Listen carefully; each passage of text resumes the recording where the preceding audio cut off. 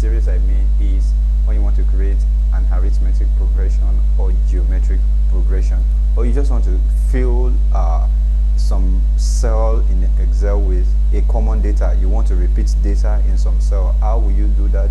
Is simply how to use the fill handle in Excel to get a sequence or a series that you desire. You want to do so, you want to generate something like a serial number instead of you typing 1 2 3 4 and so on and so forth. This lesson will make everything easy for you. It will teach you how to do it just in a little while. So let's start. And what I want to do is how to fill the first thing I want to do is how to fill a cells with a particular data repeatedly with a particular data. For instance, I have one here. I want to fill this cell to my left, to my right with the same one. All I need to do is to come to this corner. You will see this little cross plus sign with black. It is called the fill handle. So if I want to fill the whole cells here to my right hand side with the same one, all I need to do is to drag down here, and you'll see the one will be repeated. And if I still want the same thing down here, I'll still drag at that fill handle. I'll drag it down and I'll still see the same one. So that's how you can repeat data in Excel by using the fill handle. And the next thing now is allow me to undo. What if I don't want that? I want to create a serial number. Maybe I have some customer, a list, I want to number. It won't save time. It will be efficient typing 1 2 3. For instance, if you have 1,000 customers, it will take your time to consume your precious time, and you need that time for another thing. So how you do that is this: just create one after you might have added, let's say, this serial number. Good. And you've put this. Let me just align it here, and this is there already.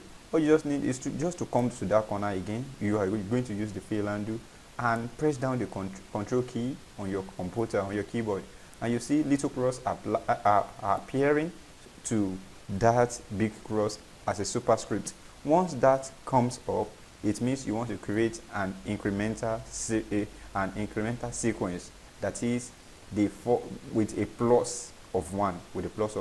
So how you do that is you now drag down, and you see the serial number will be generated for you.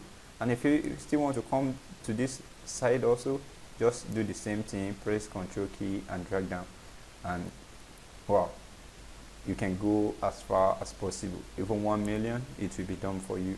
So that's how you do that to create. You want to fill you want to fill cells with repeated data, or you want to increment it to create a serial number. So let me undo everything here. And the next thing I want to show you is how to create a sequence with a common difference. When you look to my left hand side here, I have a sequence here, and the first one is 2 and 4 6, and that's what I'm trying to do here. The first thing I did is to enter this, and once I'll click, I will highlight. I won't highlight 1, I will highlight the 2. Then I'll come and select the fill handle, I'll drag. So to 12. So how does that happen? What happened is what we just did while we align this thing together, and we are trying to tell Excel, okay, I want to fill these cells to my right hand side, and I want you to calculate between this number. What is their common difference? What is this difference between number 1 and number 2? Use that same difference to create or to continue the sequence for me. So that's what that did. It's very simple. So it's as I do calculated this, it determined that 2 is the plus 2 is the common difference. It's added it to 4 to get 6, and so on and so forth. So the next thing I did here is I entered 5, and what I just did is the same thing. I highlighted this and I dragged down. We know we have a common difference of 3 there, so that will be maintained. You can see we have done it there.